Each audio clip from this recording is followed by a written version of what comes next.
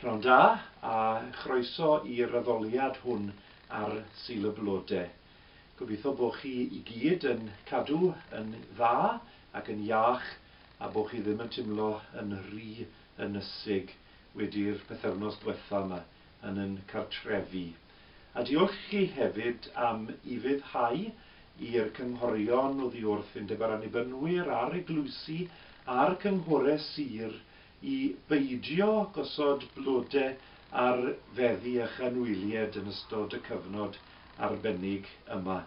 Fi'n gwybod bod yn beth ryfedd bod ni yn gorfod gwneud hyn, ond fel mae undeb ar annibynwyr wedi'n cynghori ni, mae'n bosib y medrwn ni gynnau cannwyll cof am yn hanwyliaid yn lle.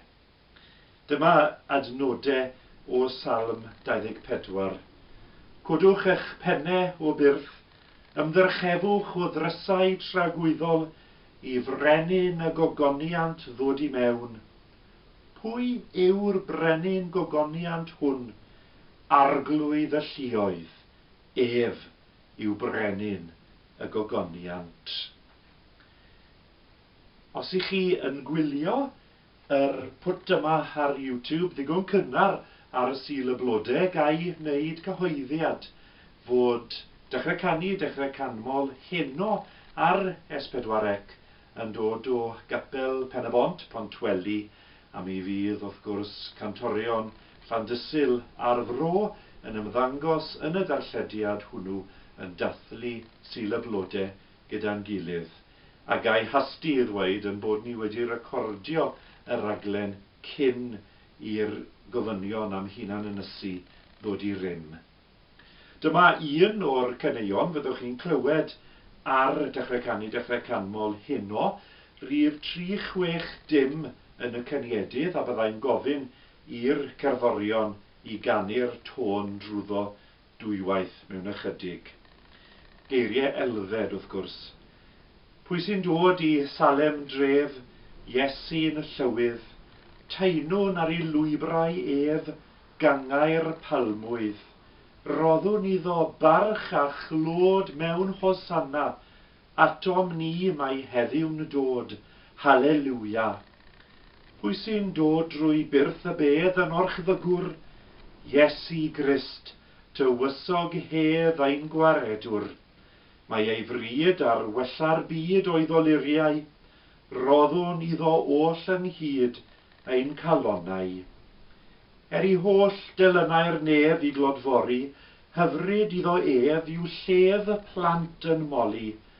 Dewch ar palmwydd, dewch ar gân byth i'r Iesu, unwn gyda'r dyrfa lan yw foliannu. A rwy'n gofyn nawr i'r cerddorion I ganu'r tôn MARIAN ar ein cyfer ni. A wedyn ni glywed y dôn honno, byddai'n gofyn I Heledd I ddod ar darlleniad I ni o Efengyl Luc.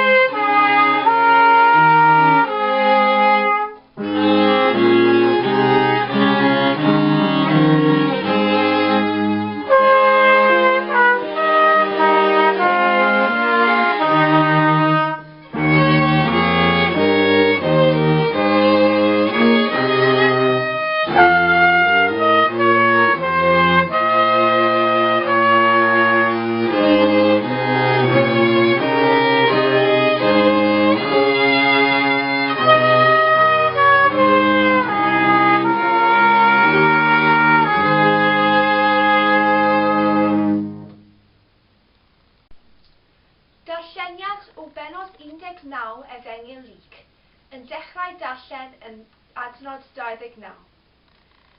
Pan roedd Iesu bron â chyrraedd Bethfage a Bethania wrth fynydd yr olewydd yn ymyl Jerusalem, dywedodd wrth ddau o'i ddisgyblion, ewch i'r pentref yna sydd o'ch blaen.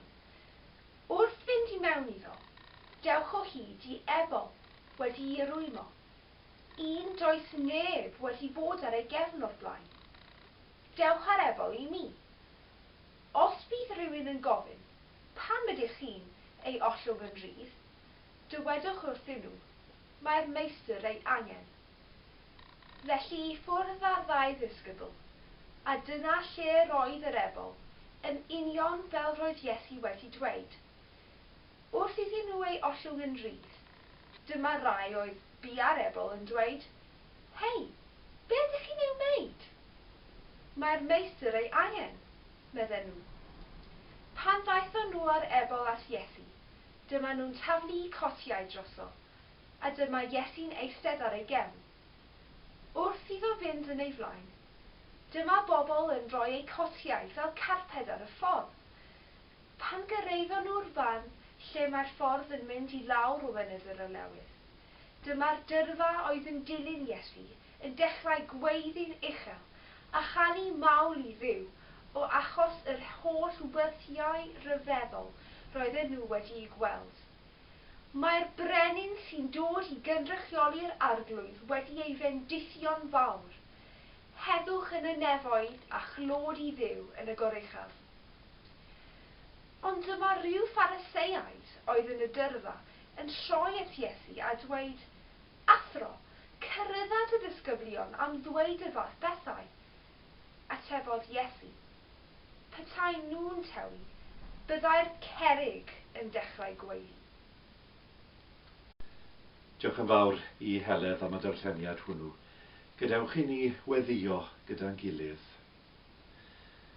Bendigedig yw'r hwn sy'n dyfod yn enw'r arglwydd, Hosanna yn y goruchaf. Tydi a farchogodd gynt idd ddinas yn ostyngedig, yn eistedd ar ebol asyn, tyred un calonnau ninnau nawr, meddianna hwy, a theyrnasa ynddynt. Tyred idd etifeddiaeth trwy'r byd I gyd, a theyrnasa drosto mewn heddwch ac mewn cyfiawnder, fel y gwpor holl genhedloedd, mae tydi yw brenin y brenhinoedd ac arglwydd yr arglwyddi. Ro ras I ni, ein Duw anhachubydd, I groesawu dy fab Iesu a'r llawenydd a stynwyd iddo, wrth farchogaeth I gair Salem. Llanw ein calonnau ar y feddod at ei weithredoedd nerthol ef, fel y bo ein genau yn awchus i'w glodfori. Cyfaredda ninnau a'i ostyngeidrwydd brenhinol, ac a'i awdurdod grasol, ac a'i nerth addfwyn, ac felly, fel yn dygu'r ninnau I ymuno ar dyrfa ddirfedi yn y nefodd ac ar y ddeiar sy'n ei gyfarch, a lleferydd di-baid, fel y gwaredwr anfonais di dairnasu drosom, a'r brenin a ddaeth, ein mwyn ni yn y dylawd i'n gwaredu oddi wrth ein holl elynion.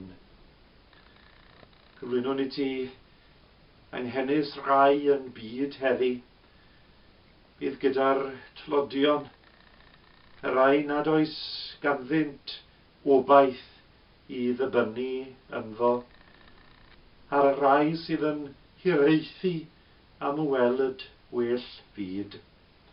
Clyw'n gweddiau cyhoeddus ni plis a'n gweddiau preifat personol ni hefyd.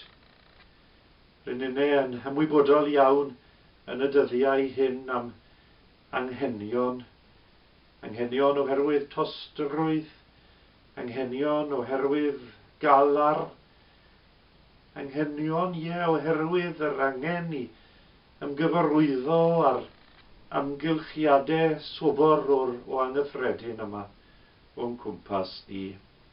Rydd i ni dy nerth, rydd i ni dy gysur, a mynd i ofyn y pethau yma i gyd yn enw yr Iesu hwnnw a garodd y byd gyment nath e lefen dygre dros ddinas Jerusalem. Amen. A ga i'ch gwahodd chi nawr i ymuno gyda fi wrth i ni gyd adrodd gweddi'r arglwydd gyda'n gilydd. Ein tad, yr hwn wyt yn y nefoedd, sancteiddier dy enw, deled y deyrnas, gwneler dy wyllus, megis yn y nef, felly ar y ddeiar hefyd. Dyro i ni heddiw ein bara beunyddiol, a maddau i ni ein dyledion fel y myddeiwn ninnau i'n dyledwyr.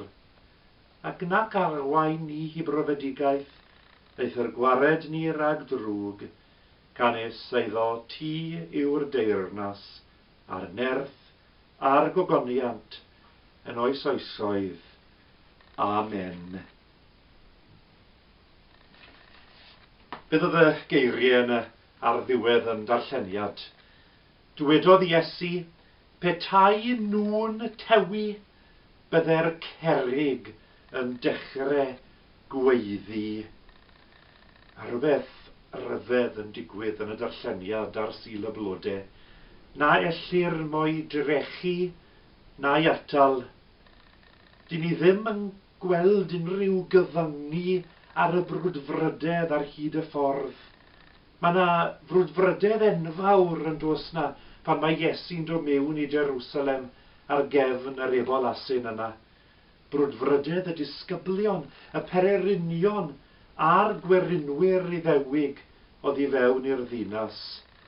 Roedd y Meseia hir ddisgwyliedig yn eu plith nhw.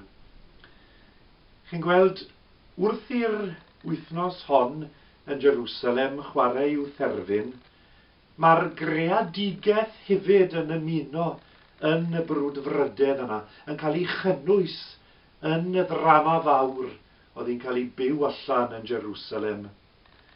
Yn ystod yr wythnos fawr, byddai Iesu'n siarad am y ddeiar ei hunan mewn trallod, gyda deargrynfeydd, argoelion yn y nefoedd, ac yn enwedig o addas yn ein cyfnod ni, plai i'w weld ar hyd wyneb y ddeiar. Ac yna, ar wyner y glogrydd, wrth iddo farw, byddai'r haul ei hunan yn gwrthod tewyni. Ond heddi, ar ddechrau'r wythnos fawr, rydyn ni'n clywed yng ngeiriau Iesu am y cerrig yn gweiddi tase'r dyrfa yn cael ei distewi.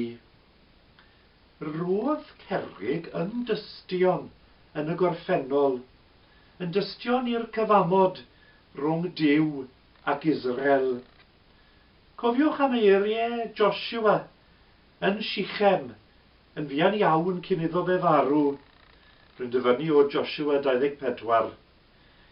Wedyn, dyma Josua yn cymryd carreg fawr a'i gosod i fyny o dan y goeden dderwen oedd wrth ymyl cysygr yr arglwydd. A dyma fe'n dweud wrth y bobl, mae'r garreg yma wedi clywed popeth mae'r arglwydd wedi ddweud wrthon ni. Bydd hon yn dyst yn eich erbyn chi, os gwnewch chi droi cefn ar y Dduw.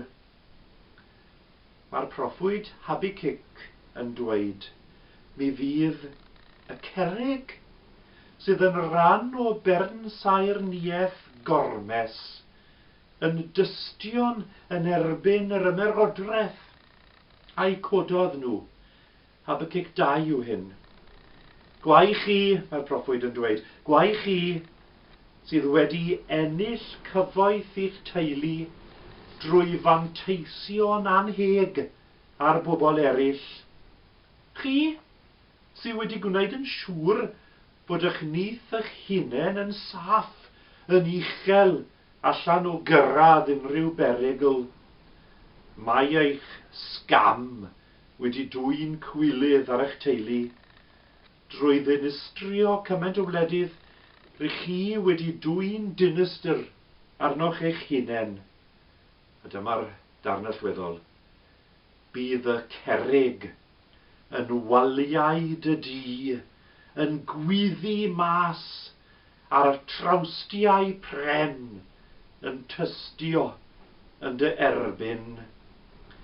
Felly mae Iesu'n apelio at hen raddodiad o'r cerrig yn tystio os yw'r bobl yn cael eu cadw yn ddistaw. Felly yma, yn yr eiliad dyngedfennol hon, mae'r meini o'i cwmpas yn cydnabod ac yn llawenhau yng ngwaredwr y greadigaeth wrth iddo fynd hibo ar ei ffordd i Jerusalem. A chyn bod diwedd i'r wythnos hon, bydd y cerrig yn chwarae ei rôl eto pan fydd un o'i plith yn gwrthod cadw Iesu yn ei fedd. Gyda milwyr ifen gerllaw a'r awdurdodau crefyddol yn ei wahardd, bydd carreg yn cymryd ran mewn gweithred radical o anufuddod sifil, yn rolio i ffwrdd i adael Iesu yn rydd o'r bedd. Heddi, rydyn ni'n taini ein palmwydd i'w groesawu ef. A rydyn ni'n cofio i fod ef yn galw arno ni i gerdded yr holl lwybr ar ei ôl. Mae'r greadigaeth a'r bobl sy'n byw ar yn deiar yn dibynnu arno ni i'w ddilyn ef. Amen. Gaich croesawu chi fel mae ysgrifenyddion yr eglwysi yn ei wneud i gysylltu â ni os oes unrhyw anghenion penodol gyda chi y medrwn ynnau eich helpu chi i'w gwneud yn ystod y cyfnod arbennig yma. Gadewch i mi weddio wrth gloi. O Dduw yn tad, na ad i ni gael yn twyllo gan rwysg y byd a'i rym, gan gofio mai un llariaidd yn marchogaeth ar asen a orchfygodd y byd, ac a ddaw i farnu'r cenhedloedd, a theyrnasu'n oesoesoedd. Amen. A bendith o arnoch chi i gyd.